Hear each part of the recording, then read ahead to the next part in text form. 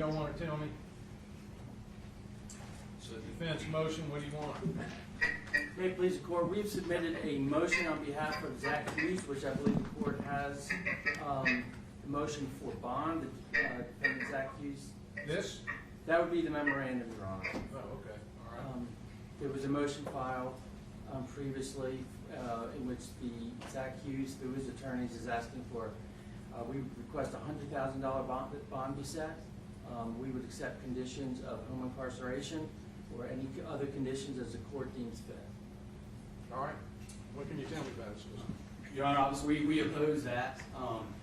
And I don't know if you want me to go into, in their motion, Your Honor, they discuss certain facts or lack of facts and evidence, and I can go through some of that to contest that and give you a little background of the state's case. Yeah, give me some background on the case. Okay, yes, Your Honor. So, Your Honor, Zach Hughes was arrested on November 3rd, 2021 for the murder of Christina Parcell.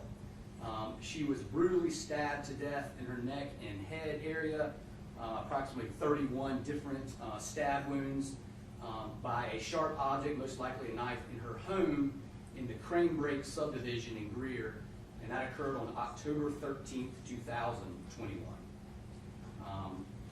The facts that show Zach Hughes tied to this case and the basis of the arrest warrant show that about 10 o'clock that morning, a ring camera from across the street shows the defendant dressed in a black hoodie and a backpack entering the front door. The defendant is seen on camera from another ring camera leaving the subdivision on a bicycle. By way of background, Christina Parcell has a daughter who is around the age of 9, and she was engaged in an extremely contentious custody battle with the father of the child. The father of the child and Zach Hughes are very close friends. And, Your Honor, we have, and I'll go into it a little bit, we have emails and texts showing their close relationship, as well as when the father of the child was arrested for custodial interference for leaving with the child to Italy. When he was arrested, on his jail screen, he put, the only family member that he put on the jail screen was Zach Hughes. So the relationship is very, very close. In October 2020, during the custody dispute, the victim's daughter's father, I don't want to use his name, so I'm going to call him the victim's daughter's father, which is a little confusing, but it's the father of the child of the deceased. They had a child together. So it's the victim's daughter's father left the country with the daughter and did not allow that daughter to return to the U.S. until April of 2021. So they left in October of 2020, and the daughter returned in April of 2021. The victim's daughter's father returned in late October of 2021 after the murder. So he was in Italy after the murder. and he was served with warrants for custodial interference for taking their daughter to Italy in violation of a family court order. The investigation shows that Zach Hughes is a close and personal friend of the victim's father of the victim's daughter. When he was arrested, he put her on the jail screen. In addition, search warrants of the defendant was obtained, and law enforcement could extract only a small amount of information from the defendant's phone. It's hooked up to what's called a gray key, and it's still searching for the passcode. But it was able to extract a small amount of information, and that becomes relevant later, Your Honor. But in that information, there is text information between them. The investigation moved to flock cameras, which are cameras that are located around Greenville County, and these cameras located Zach Hughes' truck with a bicycle in the back of the truck matching the exact bicycle leaving the neighborhood at the time of the murder. The bicycle was located at a residence where the defendant was living with another family here in Greenville, in the city of Greenville. A resident of that house stated that it was his bicycle and it had recently been moved while it had not been used for a long time. And then finally, Your Honor, the victim's fingernails were processed for DNA. And the DNA conclusively shows that Zach Hughes' DNA was under the fingernails of the victim. In addition, Bradley Post, which is the victim's fiancé, who has been charged with CSC and exploitation of a minor, separate from this case, is being prosecuted by the Attorney General's office, has an alibi where he is on camera at another location during this murder. Your Honor, we take the position that the evidence against Zach Hughes is substantial, and we are preparing for trial. But due to the violent nature of this crime, the premeditation and calculation and planning that had to go into this crime was pretty impeccable. Planning to drive with a bike in the back of your car, taking a bike to the crime scene, a vicious, brutal stabbing occurring for the murder, and a staging of the crime scene in a certain way that is relevant as well, shows that this individual cannot be out on bond during the pendency of this trial. In addition, there are Google searches that show where he looks at knives, likes knives, handles knives as well. So there's evidence that shows that he is familiar with knives through his Google searches as well. In relation to the flight risk, as I said, he is a renowned musician, Your Honor. We certainly concede that. He has contacts throughout the international musical community. He was at the border, and he did decide to come back. And I guess he made the right decision to return to face these charges, as opposed to going on an international run, which would create a lot of problems. Tracking somebody down internationally is a difficult thing to do. So, Your Honor, we take the position that at this time, he is too much of a danger to be able to be let out at this time while we're preparing for trial. The side issue is we are still trying to conclude the extraction of his phone, but we don't have his code, and he's refused to give us his code. And on that phone, we believe is a lot of very valuable information, and it is a lot of using a specific app to communicate. But the extraction that we get shows that it's encrypted. And without the code to that phone, we cannot unencrypt those messages that we've seen are very directly related to this particular murder, Your Honor. So, with all that being said, we oppose bond, and I ask you to set a no bond, Your Honor. Okay. Thank you. I may please the court.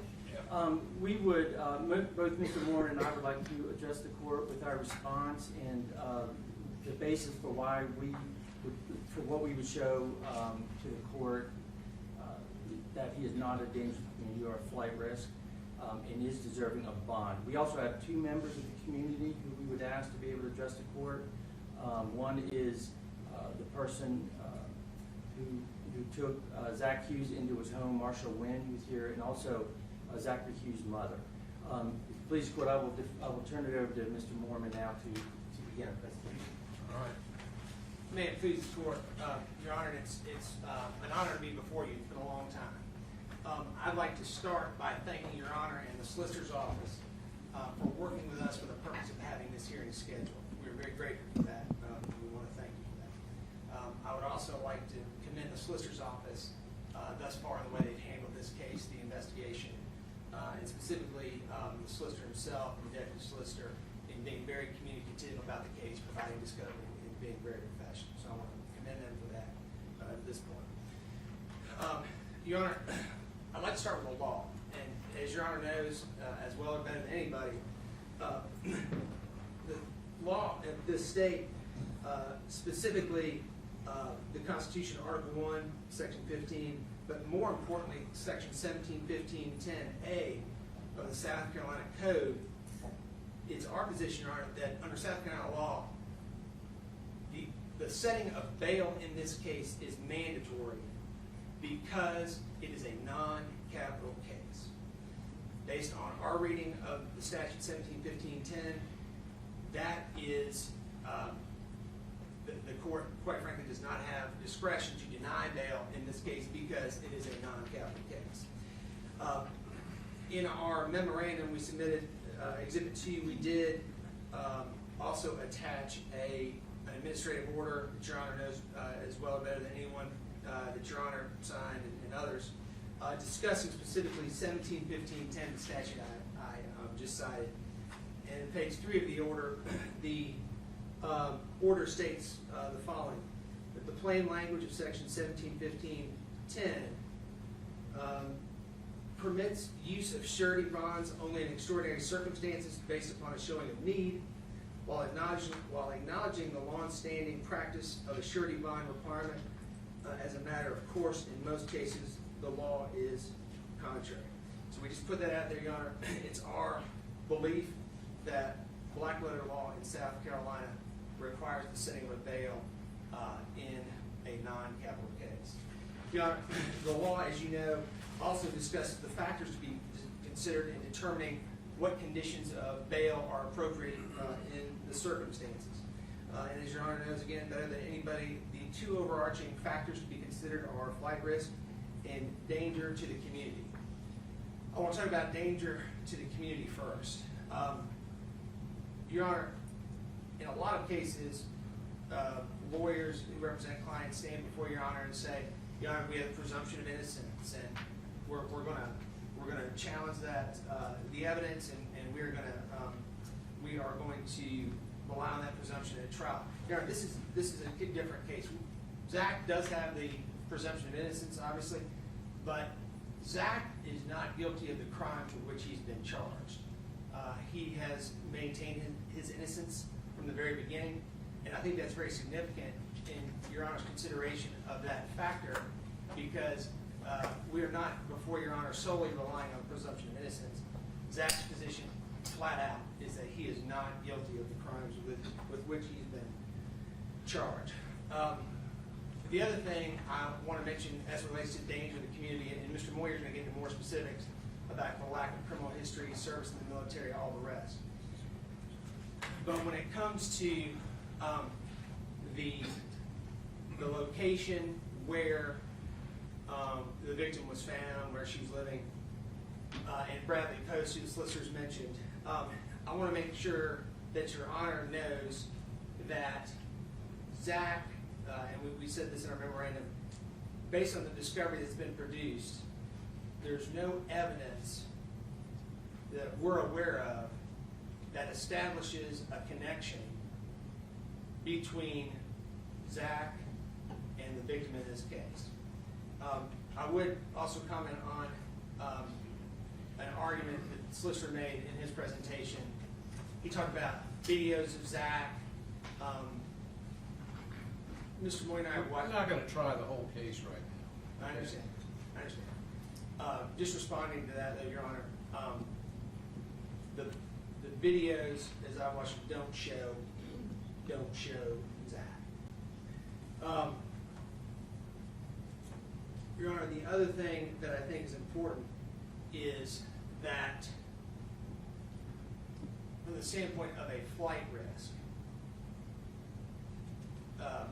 I don't think you can have better evidence of someone not being a flight risk than someone who is scheduled to take an international trip, who's within walking distance of the border, finds out he's been charged, and he comes back voluntarily within 24 hours. I would argue to Your Honor that there's not better evidence you could have than that Zach is not a flight risk.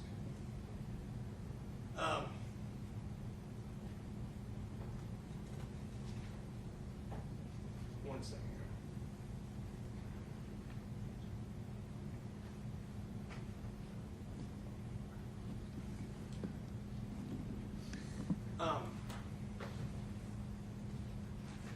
Your Honor, the only other thing I would mention before I defer to Mr. Moyer is this. And you're going to hear about Zach's character. You're going to hear from people who know Zach better than anybody. In determining whether or not Zach is a danger for the purposes of bond, I think it's important for you to understand that there were things that were bad that was going on in that house. And we put this in the memorandum. use, potentially the production of child pornography, and a lot of bad things going on in that house. Zach had nothing to do with those activities in that house. And when you hear from Mr. Moyer and you hear about those who stand in support of Zach, I think Your Honor will understand that the idea that Zach had anything to do with this, anything to do with what was going on in that house, the drug use, the child pornography distribution and production, I think that in and of itself will give you serious concerns as to whether or not Zach did anything. Your Honor, with that, I would defer to Mr. Moyer. May it please the Court, Your Honor. In majority of bond hearings, a defendant's lawyer is in the position of having to explain away a client's past in an attempt to convince a judge to look beyond that and set reasonable bond terms despite the past. We're in the rare and enviable position of being able to welcome a thorough examination of Zach's past, because not only does it not detract from his request for a reasonable bond, but it actually provides a compelling basis why he should be granted reasonable conditions for bond. Just a little bit about Zach Hughes, the person that Mr. Mormon and I have gotten to know these past months, and the person for whom all of these people are here in this courtroom today. First thing that I think that becomes apparent about Zach in getting to know him is that he is just remarkably gifted, both musically and intellectually. He's highly and widely educated. I want to point out that he has a history of giving of himself to the community and bringing joy and happiness to others through his art, through his music. I would point out that he also gave of himself to his country. And I'll get into that in just a moment. But probably what stands out to me most glaringly is how widely admired, respected, and loved he is.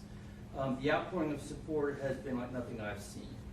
We've just been inundated with calls and emails and letters from the very beginning of our representation, from professors and former classmates at the Juilliard School where he got his undergraduate degree, from his prior piano teachers, from parents of children that he taught piano lessons to, from lawyers and other professionals, from former employers and co-workers, from classical musicians across this country and actually from other countries. And just from ordinary people who have been touched by his performances and who got to know him that way. Your Honor, Zach's background and his past actions demonstrate that he's not a danger of flight. Mr. Mormon touched on this, and I will just touch briefly on it as well. But first off, Zach has no prior history of the criminal justice system. He has no convictions. He's never been charged. He has no pending charges. The court is to look at a record of flight and a record of failure to appear at other court appearances, and Zach has nothing like that in his past. In fact, the opposite is actually true. Zach actually returned to this jurisdiction to face charges. We believe that is compelling argument for providing him reasonable conditions. As Mr. Mormon stated, Zach was in Detroit, Michigan, when he got word of the warrants that were pending. He had been seeking employment through where he was going to be playing with chamber music groups for a cruise line. And in preparation for that, he had tickets to go to Europe. He was ready to board a plane the next day. From his location, he literally could have walked with his passport in his pocket across the bridge and been in Canada. But when he got word, he didn't have to be convinced to come back. He came back. He walked into a rental car establishment. He rented a car. He drove through the night. He came back and he turned himself in. Just to tell you a little bit about Zach, he's 29 years old. He was born in California to a wonderful couple who are here today. His parents moved the family to Virginia, southeastern Virginia, where the family lived on a farm for a number of years when Zach was 11. This is where Zach learned the value of hard work and discipline. He was homeschooled through the joint effort and sacrifice of both of his parents. A significant feature of his upbringing was that his parents adopted 5 siblings from Russia when Zach was young, and a lot of the burden of raising and taking care of these troubled youth fell on Zach.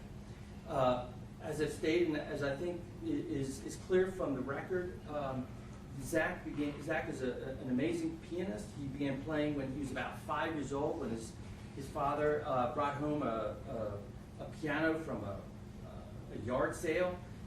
It became clear he was gifted, and he began taking lessons with some very prominent musical teachers throughout his life. When he moved to South Carolina, he began doing some festivals that culminated in winning the prestigious Southeastern Music Festival. In Columbia, the prize for that was the privilege of playing with the South Carolina Philharmonic Orchestra. He then was accepted into the Juilliard School. The year he was accepted, only 7.2% of the talented pool of applicants were accepted, and he was one of them. He excelled. He graduated with a Bachelor of Music. He had many prestigious accomplishments at Juilliard. When he graduated from Juilliard, he continued his education both in Columbia, South Carolina, and in Knoxville, Tennessee, at the University of Tennessee. While in Knoxville, he also became the principal keyboardist for the Knoxville Symphony Orchestra. In 2018, Zach decided to undertake going into the military. He approached a recruiter to join the Marines. The recruiter saw that there was something different, and also looked into his background, and he encouraged Zach to go into and apply for Officer Candidate School. Zach did so. He was the only person from the Tennessee jurisdiction that admitted someone into the Officer Candidate School. He went to Quantico, Virginia. He was in the midst of training when he ended up with stress fractures in both of his legs, and he had to come back to Greenville to heal. And he was encouraged to come back. In fact, he was told he was in the top 3% of his class while he was there. It was then that he had some other musical opportunities arise that led him to not pursue and continue with the military career. The first was there was a very famous piano that was donated to a church here in Greenville, and the search for someone to do the inaugural concert led to Zach. And that's how Zach met the Winds. And the Winds, Marshall and Jeanette, took him under the wing. They, in fact, had a very fine piano of their own, and they allowed Zach to come in, move into the home where he would be able to practice, and also not have the financial burden, which would enable him to continue on with his other main project, which was this performance by memorization of the 32 Beethoven sonatas. And he began the performances of those, but COVID cut it short, and he ended up having them all done and recorded professionally. I think I've got a pretty good picture. And yes, sir. And that takes us to now, and that takes us to when Zach went to Detroit, Michigan, to begin that flight, where he was going to go to Europe to continue on with that cruise ship opportunity. Just in closing, Your Honor, I just want to reiterate that the support for Zach has been overwhelming. As you can see in this courtroom, all of the people who are here for him. I would ask, Your Honor, now to turn it over to Marshall Wynn and to Mindy Hughes to address the court. Here briefly. Thank you, Your Honor. Should I approach the microphone? Yeah, I guess you have to speak to the microphone.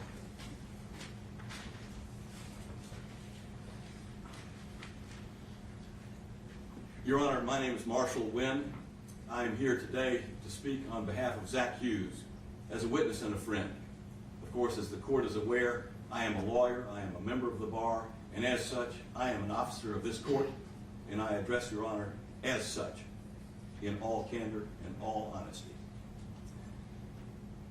My wife Jeanette and I met Zach when we were searching for a fine pianist to give an inaugural concert on one of the finest pianos made in the world that was given to our congregation by a generous and nearly anonymous donor. who also is a fine amateur pianist. That's how we met Zach. We got to know him. I used to be a fairly decent young pianist myself, never in that category. But I know enough about music to know who is good and what is good. And I believe I know enough about human beings to know who is good and what is good in a human being. To make a long story short, we came to know Zach well, particularly when he practiced at our house. Later on, after that inaugural concert, and many of the people who were here were attending that concert, Zach told us about his dream of performing all 32 of Beethoven's piano sonatas. That is something that is rare, even for well-known, professional musicians, recording artists. Very few have done all 32. That is a very difficult undertaking. And he said he wanted to do them all in the 200th year of Beethoven's birth. COVID cut that short, as Mr. Moyer has already mentioned, but that did not stop Zach. He finished those and made them publicly available through the Civil Music Museum. Dr. Strange cannot be here from the museum, unfortunately, but Mrs. Strange, who also runs that museum, is here in Zach's support.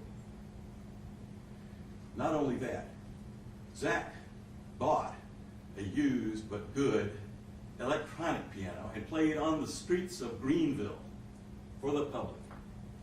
He later used that piano in our front yard for a series of lawn concerts open to everybody. And many of the people who were here attended some of those concerts. He did that because he thought it was important. He wanted to give that back to the community. Zach lived with us for over 2 years. We talked with him every day.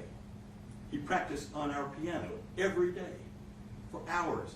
That's what professional pianists do. He taught students at our house. We met those students. We met their families. He also taught to make a little money. He was recruited to teach online over the internet at the Bronx Conservatory, which is a famous institution that specializes in providing musical teaching to underprivileged children from the Bronx. He did this. We observed this, Your Honor. This is the character of the man that we're talking about here today. Now, I don't want to take up any more of the court's time except to conclude. I'd like to ask you, you've already read it, I'm sure, but consider there are 54 exhibits to this motion that has been filed on Zach's behalf. Nearly all of those exhibits are letters from many of the people who are here and many of the people who could not be here.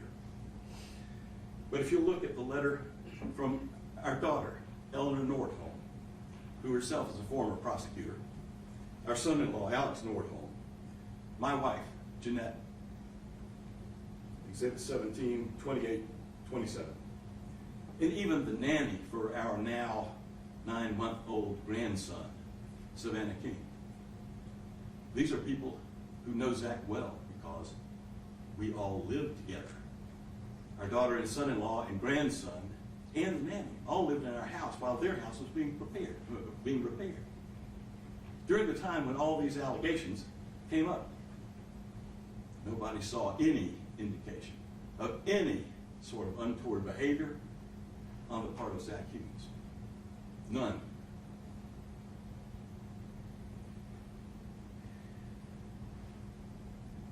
We never had any hesitation about Zach.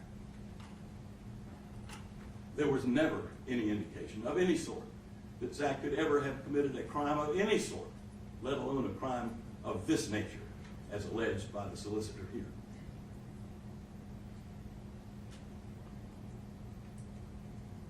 The state has alleged no motive linking Zach to this crime. The state has put forward no credible evidence of any motive or any connection between Zach and the decedent. None. Why? Because there is none. But the question before this honorable court is not Zach's innocence. His innocence is going to be determined at the trial of this case. Right now, and at the trial of this case, the jury will see that there is no evidence to convict Zach of this crime. The question here is whether Zach is a danger to the community or a flight risk. The only claim of danger to the community is the state's recitation of the horrible circumstances of this crime. But the state cannot connect Zach to the deceased. That in itself shows that there is no evidence of danger to the community from Zachary Hughes. Did I not hear that his DNA was found under the victim's fingernails? Your Honor, we have retained an expert who will contest that. This is nothing more than an allegation. We have not seen the evidence.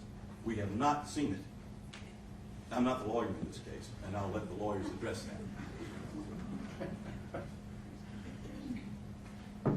It's nothing but hearsay at this point, Your Honor. But there's more. Zach has scores of friends and family, not only in Greenville County, but throughout the state of South Carolina, many of whom are here and came here on one day's notice. And all these people attest to his character.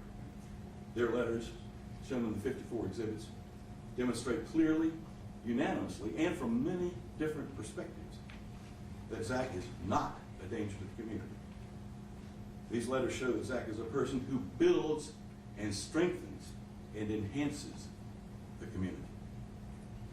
As to the question of flight risk, as Mr. Mormon has said, and Mr. Moore has said, there can be no evidence more compelling than that he voluntarily came back to Greenville immediately upon being told of this charge. He could have walked across the bridge to Canada. He could have boarded that flight. He didn't do it. He rented a car with the meager savings he had in his pocket and drove back nonstop to Greenville. This is not the action of a guilty man. That is the action of an honorable and innocent man, a man who volunteered to serve his country in one of the most demanding of the armed services, a man who pursued his God-given talent for the betterment of humanity, and a man who believes in the rule of law and has confidence in the presumption of innocence until and unless proven guilty. This court stands for the rule of law. This court stands for the presumption of innocence. Zach Hughes is not a danger to the community. He is not a flight risk. Zach Hughes will be in this court when this case is called for trial, and he merits release on bond. Thank you, Your Honor. Thank you.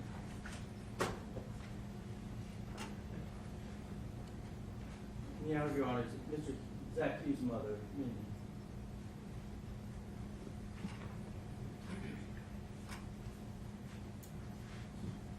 Your Honor, obviously, this is. Please state your name for the record, ma'am. Melinda Joy Hughes.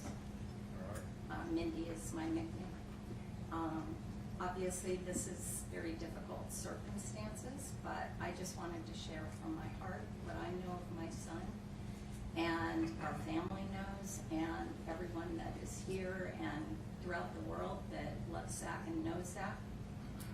Never have I ever seen any tendency to violence in my son. He was a happy, joyful, energetic child, giving, tender-hearted, kind, patient. He has many younger siblings. They all look up to him. He was incredibly patient with them. There's just nothing that would indicate, and after hearing their presentation of the violence of this crime, there is no way I can even imagine Zach doing something like this. Never any kind of hint of anything like this. And, I can give personal stories. His very close relationship with my mother, who was a 34-year school teacher and reading specialist. She loved literature, poetry, piano, which she passed those loves on to Zach. They had an incredibly close relationship. His siblings, the hours of time Zach would play with them and the kindness he showed towards them.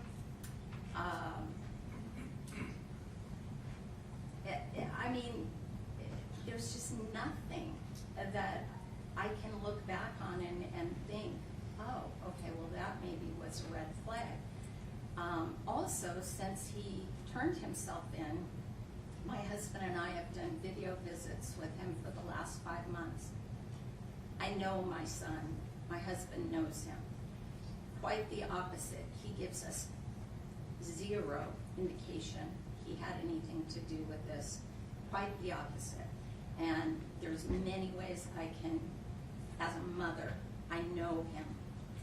And I have no doubt, and neither does my husband or family, that Zach had any part of this. So I would just plead with you to consider bond for him. I do not believe in any way he's a danger to the community or a flight risk. And he has brought us nothing but joy in our family.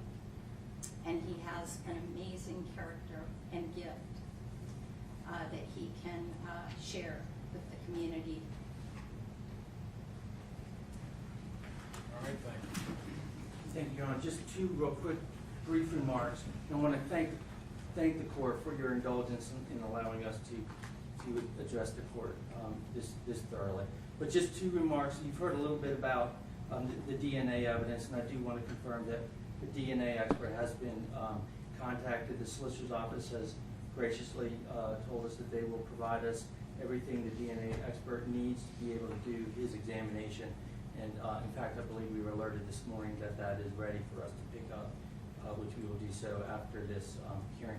And finally, there was some comment about a phone, and I will, that the law enforcement wishes to look at. And I just want to remark that Zach has not actually personally been given a position about whether or not to submit to that. The solicitor's office said that they will get us a filing so that we can look that over and then discuss that with our client. Thank you, Your Honor, very much. Got some phone records you're talking about? No, examination of the phone. Your Honor, we're trying to extract it, but we have to have the code to open it up. Right. And our device that opens it up is currently operating, and eventually it will open up the phone. But right now it says the maximum amount of time that it will take will be 2 years and 9 months. So up until then, it will extract it, or they can give us the code. And so we'll be filing a motion asking the court to order him to give us the code so that we can conclude the phone extraction. That's a separate legal matter. And I just have a couple points I want to make, and the deceased victim's sister is here, would like to address the court very briefly, if that is okay with Your Honor. Sure. I wanted to add, what's the time frame on your DNA expert? At this point, we don't know, Your Honor, because we literally have not had the materials to be able to provide him to be able to do the examination. Your Honor, we have downloaded they asked us for 17 items. We met with DNA last week. It's been downloaded on a drive. I thought it had been presented to them. If not, it's sitting in my office somewhere, ready to be couried over there. So we have everything sitting on a thumb drive, ready to go, Your Honor. And in regards to DNA, this is the DNA Greenville lab that these lawyers have supported and presented evidence for years. Okay. And it says his DNA is under her fingernails. And I just want the record to reflect that is clear. Okay. And to just respond to the solicitor's office, we did get an email this morning that is ready, so we'll be going to pick that up this morning. Okay. Once again, we've seen no reports at this time. We've seen the summary in an officer's Okay. report that there is such a thing, but we just have not received anything in confirmation of that at all. All right. Thank you. And then, Your Honor, to clear up, the relationship between the defendant and the deceased is through the deceased daughter's father. They were in a contentious custody battle, and Zach Hughes was very involved in that custody battle. He knew everything there is to know about the deceased. We have emails where he has agreed to harass her when he's asked to by the deceased victim's father. So he is very well aware of what was going on inside that house, and I agree with Mr. Moore, there's a lot of things going on inside that house. He's not incorrect in that, and he knew everything that was going on inside that house and was very involved in this contentious custody dispute, where there was a hate convention filing made by the deceased over the custody battle. So it's complicated. But I'd like to have if the deceased assistant would like to speak very briefly. Yeah, we have you here from.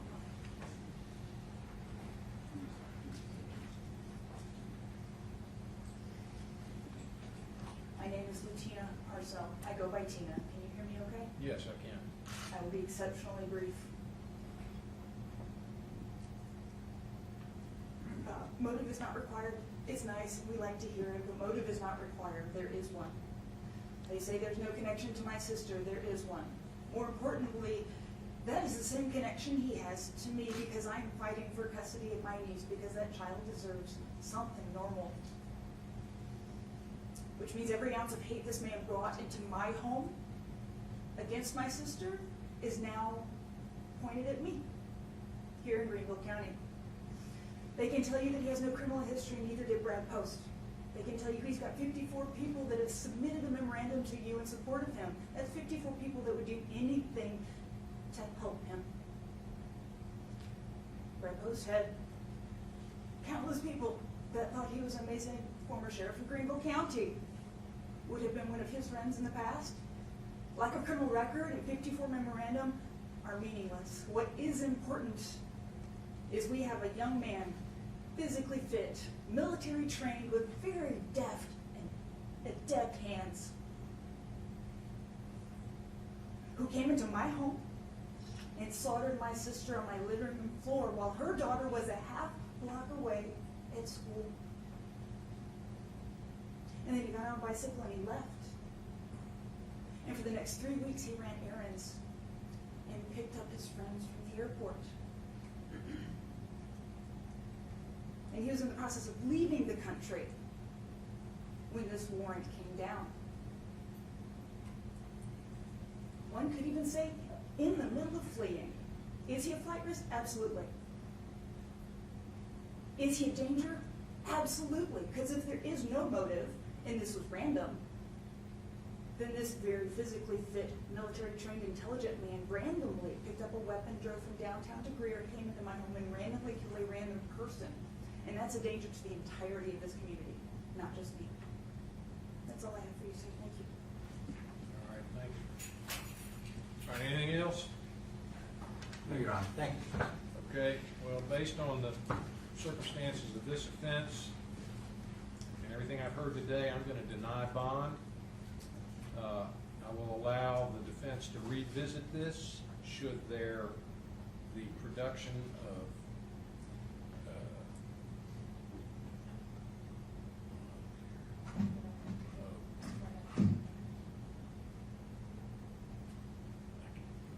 I'll repeat myself so Mr. Hughes can hear it. I'm going to deny bond based on everything I've heard today. I will allow the defense to revisit that should their DNA expert produce conclusive evidence that might contradict some of the state's evidence, and should the phone records become of importance and relevance in determining that he was not involved in this offense. All right? Thank you very much. Thank you, Your Honor. Thank you.